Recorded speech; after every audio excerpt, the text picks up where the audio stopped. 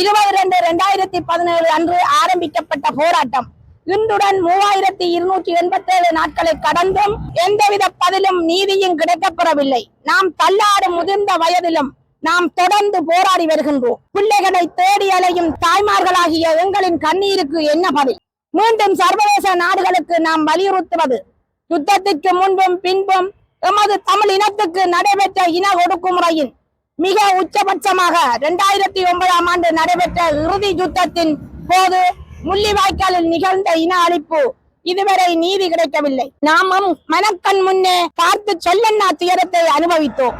அது மட்டுமன்றி இன்றும் இன ஒடுக்குமுறைக்கு நீதி கிடைக்கவில்லை. அண்மையில் நிகழ்ந்த இயற்கை சீற்றம் காரணமாக டிட்வா புயலில் ஏற்பட்ட பேரழிவுக்கு சர்வதேச நாடுகள் காட்டிய அக்கறை போல ஏன் ஒரு நாட்டின் போரின் போது ஆயிரக்கணக்கான அப்பாவி பொதுமக்கள், சிறு குழந்தைகள், கர்ப்பிணி தாய்மார்கள், இளைஞர்கள், யுவதிகள், வயது முதிர்ந்தவர்கள் கொன்று குவிக்கப்பட்ட போது அமைதி காத்தார்கள்? அப்போது நடைபெற்றது மனித உரிமை மீறல் இல்லையா? உங்களின் மனித உரிமைகள் செயற்பாடுகள் அன்று ஏன் அமைதி காத்தது? யுத்தம் முடிவுக்கு வந்த பின்பு சரணடைந்தவர்கள் பல்லாயிரக்கணக்கான சிறு குழந்தைகளுடன் குடும்பமாகவும் ராணுவத்தின் கையில் ஒப்படைக்கப்பட்டார்கள். பல ஆயிரக்கணக்கானோர் வடக்கு கிழக்கு ராணுவ கட்டுப்பாட்டு பகுதியில் வைத்து கொள்ளை வானில் கடத்தி செல்லப்பட்டார்கள்.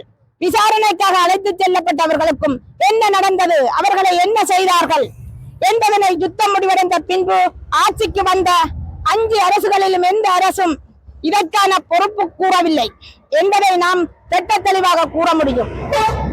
ஏனென்றால் அவர்கள் குற்றத்தை ஏற்றுக்கொள்ள மாட்டார்கள், தமது ராணுவத்தை காட்டிக் கொடுக்க மாட்டார்கள். இரண்டும் நடைபெறாத இடத்தில் எப்படி பொறுப்பு கூறல் நடைபெறும்?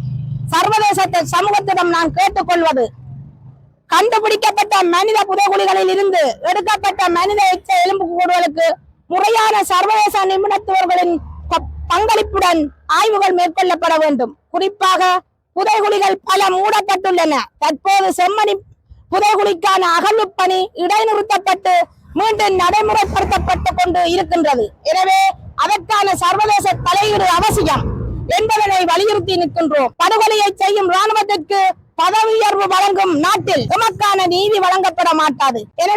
எனவேதான் நாம் சர்வதேச நீதி கேட்டு 3287 நாட்களை கடந்து போராடி வருகின்றோம். வலிந்து காணாமல் ஆக்கப்பட்டவர்களுக்கு சாட்சியமாக இருந்த 400க்கும் மேற்பட்ட தாய் தந்தையை இழந்து நிற்கின்றோம். அவர்களின் பிள்ளையின் உண்மை நிலை அறியாமல் ஏக்கத்துடன் மரணித்து விட்டார்கள். மிகுதியாக எஞ்சிருக்கும் சாட்சியங்களாக இருக்கின்ற நாங்களும் இறப்பதற்கு முன் வலிந்து காணாமல் ஆக்கப்பட்டவர்களுக்கு என்ன நடந்தது என கண்டறியும் சர்வதேச சிறப்பு சுயாதீன விசாரணையை வலியுறுத்தி நிற்கின்றோம்.